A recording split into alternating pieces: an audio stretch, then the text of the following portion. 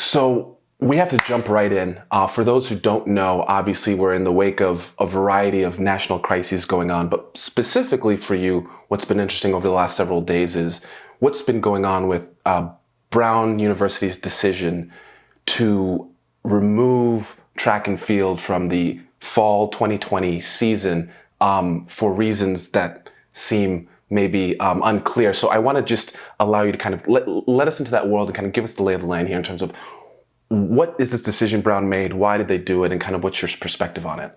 Great, thanks. Yeah, so let's get into it. So this is an issue that I am, very passionate about. Something that personally, I feel connected to being a former collegiate athlete in the Ivy League.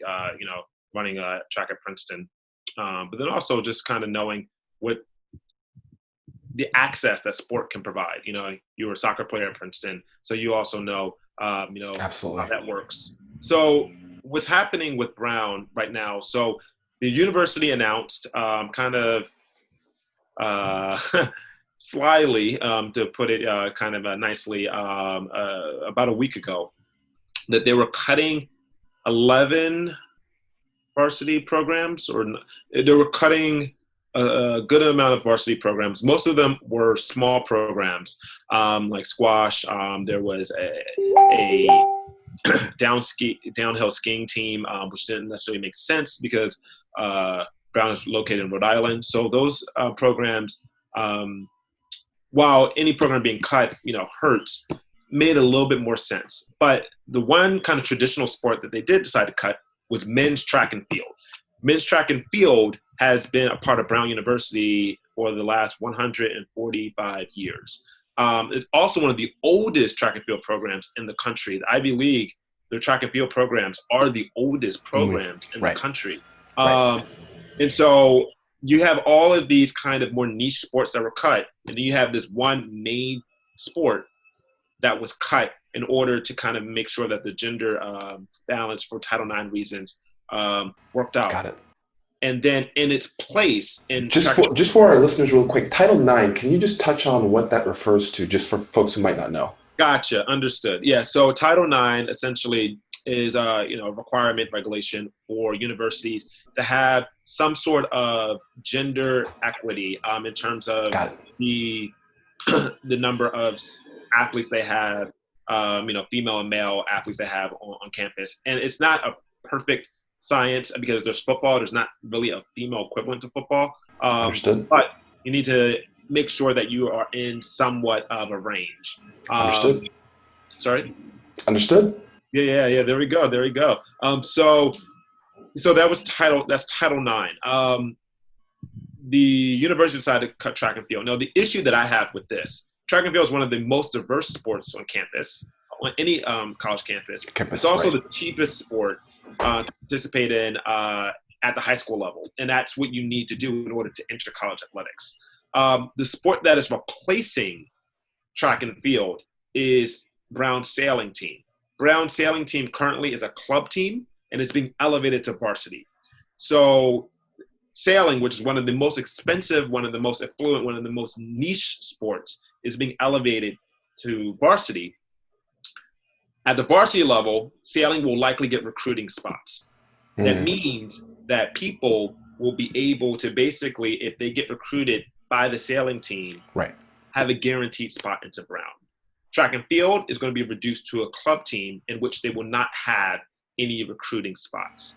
So an athlete will not have the ability to be recruited and essentially be given a guaranteed opportunity to get into Brown. And so it's a college access issue, and it also is a racial justice and also a income inequality issue, in that you have one of the most accessible sports being replaced by one of the most inaccessible sports. And so with sailing as a club team won the national championship. So they are a successful team that doesn't necessarily need any additional support because they're already doing well where they are. The thing is, Brown noted that they made these decisions to cut teams, not due to COVID, not due to budgetary concerns. They wanted to increase competitiveness and increase diversity across their sporting department. Interesting. So, Interesting. Right. So I'm trying to figure that out. So to your point, it's part of the reason this decision seems to have a little bit of cognitive dissonance here is Brown released a statement in the wake of the George Floyd protests that we've seen around the country that suggested that one of the things that, it was a lengthy statement, it wasn't just an Instagram post with a couple sentences, it had a few paragraphs and there were some specific points. One of the points was that, we, Brown University, need to do better in providing opportunities for Black communities, underprivileged communities, etc. That seems to be flying in the face of this decision because of the point you're mentioning. If I'm a Black athlete in high school, one of the few ways I would potentially have access to an elite institution like Brown would be through that athletics that I'm participating in. And because of the socioeconomic problem in this country, I don't have the equipment to sail or let alone get lacrosse equipment or hockey equipment or any other number of these sports that are high price tag to get in. So I guess your point is, how do you square that circle, Brown, by saying you're trying to support the Black community, but then by essentially removing one of the greatest points of access into the institution that that community has? Does that seem like, am I missing something there? Listen, I'm trying to figure that out as well. I'm like, okay, so one of these things doesn't really fit, and I'm trying to figure out why. So, I mean, you've hit the nail on the head. It is, a bit of cognitive dissonance, to put it kind of mildly, that you have the statement being released about the university committing themselves to the issues of racial inequality, while at the same time literally replacing opportunities for low-income and minority students through athletics, and switching those opportunities for people in an affluent sport to have an opportunity. Because people might be like, wait, what do you mean? It's not like they're just going to be Black kids that are going to have like quotas on the track team or whatever. No, but the way that Ivy League athletics works, and there's some discussion around this, and some people don't necessarily love this, and it's just the reality. But Ivy League athletics, if you get recruited, if you make a certain threshold, like if you have decent enough grades, and you are a good enough athlete, if you get recruited, you get a likely letter, you're getting in. You are getting into the university. Right. And so these sports teams actually are the greatest admissions benefit into the universities, more than legacy admissions, which is funny. Legacy, for those who don't know. That's actually interesting. Yeah, that's an interesting point. Continue. Yeah, so legacy admissions, for people who don't know, is if your parent or grandparent went to the school, and usually legacies are people, not only did your parent go to the school, but your parent was someone of note that, may have given, some money or some substantial money to the university. Legacy admissions applicants, they do have a leg up as opposed to your normal applicant. But the biggest admissions advantage are those who fit into the sporting category. 65% of Ivy League athletes are white. And so when you look at so people are talking about affirmative action, and people are thinking about minorities, Black and brown minorities in particular, having an unfair admissions advantage. They are looking at the wrong thing. The place where you have the biggest admissions advantage is actually through sport. Now, I'm someone who's advocating for sport to be reinstated. So people are like, okay, well, why are you arguing something that might be different? Well, when you look at the sport offerings at Ivy League institutions, a lot of them are these really affluent sports that require a large investment, from the early onset in order to be successful in those sports. So to give you some context, track and field costs a family on average about $200 per year to support their kid. Lacrosse is about $3,000. That's on the low end. Hockey is about $3,000. I think lacrosse is a little bit below that, but they're in the same ballpark. And these are the averages. There are people who spend a lot more. digging a layer deeper, the way that you get recruited in track and field, in order to get recruited in track and field, you literally just run at a track meet. Most track meets have electronic timing. So even if you're at a dual meet, which is like your high school and another high school, if it's electronically timed, it goes to a national database. So you don't need to go to an expensive sport camp. You don't need to make a highlight reel. With soccer, you have to go to the academy system essentially to get noticed. This is a whole, what's interesting about track that's different than soccer is globally, soccer is the most accessible sport because all you don't even need a ball and goals. You just need balled up plastic bags together in a ball and 2 sticks in the ground, and now you can play. So what's been interesting in soccer and sports globally is if you look at the makeup of teams at the youth level and the professional levels, there is a much more dynamic mix of all races, but Black people play a predominant holding piece on soccer teams globally. I mean, if you even look at the last World Cup winning team, France, it was almost entirely Black people, right? If you look at the US men's national team or youth soccer in this country, it is the complete opposite racial, socioeconomic dynamic makeup. And why is that the case? It is because at the youth level in the US, the club system has similar cost barrier to entries to pay for the travel, because you have to travel all across the Southeast or the Northeast to pay for the fees for the tournaments, to get all the sponsors.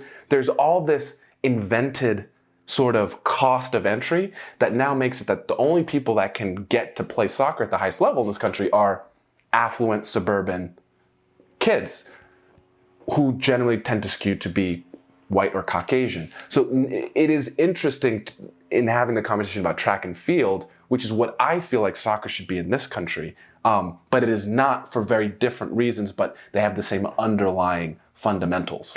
So that's really interesting that you bring that up. Yeah. Well, and thank you for providing some kind of more global context about soccer and how it is different in the U.S. versus in different countries. And that is very true. And in terms of access, because soccer is a sport where you literally just need a field and a ball and and a goal. So it really shouldn't have a high barrier to entry. But in the U.S., artificially so, it does have a high barrier to entry. But there are other sports that are not artificially. The barrier to entry isn't artificially made high. It just is. Lacrosse, those sticks and those heads are super expensive. Hockey, ice time, like, are you kidding me? Like, that is crazy expensive. Crew, a boat, sailing, you need an actual, like, real boat with a sail. You need access to water. Like, there's just so many kind of barriers to entry to that sport. And so when you look at the offerings at Ivy League institutions, there are a lot of offerings that skew heavily towards these more affluent sports. And that maps onto, kind of the makeup of the students at the school, within those programs. So I did a little counting, looking through and did a little bit of research and noted, okay, currently the men's track program at Brown has 11 Black guys. Okay. Baseball, lacrosse, ice hockey, and crew, those 4 teams had less Black guys than the track team. Some of them had no Black guys. Some of them had no non-white people. And so that is what I'm not saying that is an issue for an affluent person to have access to an elite education, but they should not have opportunities that outpace the opportunities for other people, especially if a university is committed to righting a historic wrong. These institutions have been bastions of influence, and they've also been places that have been inaccessible for people who were poor, lower income, and then also racial minorities. And so if you want to give opportunity and access to deserving, qualified students in these categories, you need to provide those opportunities through a myriad of ways. That's not to say that every Black boy is going to get into these universities via sport. No, but it's one pathway, and that should not be cut off. We should not be creating additional pathways to those who already have all the institutional, structural, cultural, and social benefits that allow them, because here's the thing, if you are higher income in this nation, the likelihood that you're going to go to a top university is higher. The likelihood that you're going to have higher SATs is higher. The likelihood that you're going to have a better GPA is higher. Like, in every way, you have a structural advantage. And so why are we giving the advantage additional advantages? Like, it doesn't make any sense, especially when that statement that the university put out said that they were not only committed to tackling racial injustice, but doing the work to think about their policies and practices, and to kind of do the deep, like, internal soul searching. In a sense, to me, that is cheap. That is window dressing. That is marketing. That is not real. And so, what are you actually doing? And so, I think that's why I've been so passionate about this issue, and really want to see them reinstate the most egalitarian sport that's on a college campus, and that is track and field.